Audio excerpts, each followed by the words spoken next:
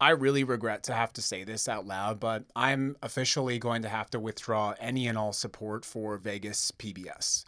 That was a really heartbreaking decision, but after fully watching some choices that they have made recently, in particular how they have platformed Las Vegas Sheriff Kevin McCahill in an interview that I can only really fairly describe, in my opinion, as propaganda, I cannot in good faith believe that this is an agency acting in the best interest of our community. I know there's controversy around the flock cameras and there's controversy around the drones, and we have published policies about how we use them. Because of that, I'm withdrawing all of my support from Vegas PBS, and I'm also openly boycotting active corporate sponsors of Vegas PBS. These are places like NV Energy, MGM, Jim Marsh Kia, Silver State Credit Union, and many others. The reality is that Vegas PBS recently aired an interview with Las Vegas's sheriff and allowed him the full access to their platform to spread what I believe is misinformation about how deeply they are using surveillance technology to monitor all of us. And they did it under the guise of a friendly journalistic interview. They also questioned the sheriff about clear misconduct in how they are handling protests in our community. The most recent example of this was how they responded to the last No Kings protest.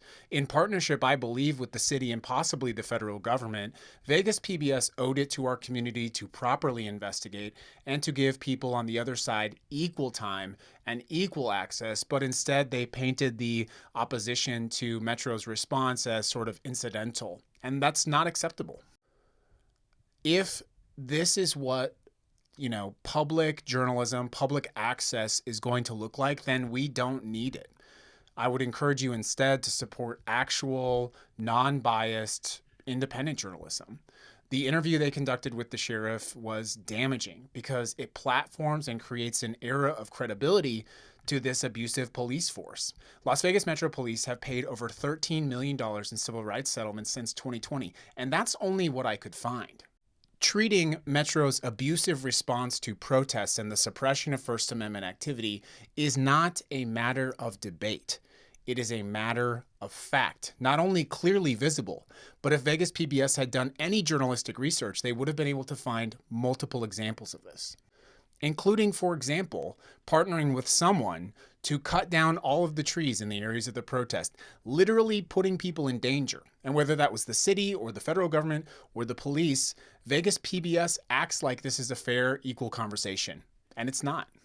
And if this is how Vegas PBS is going to respond, then I would rather them just be defunded and go away.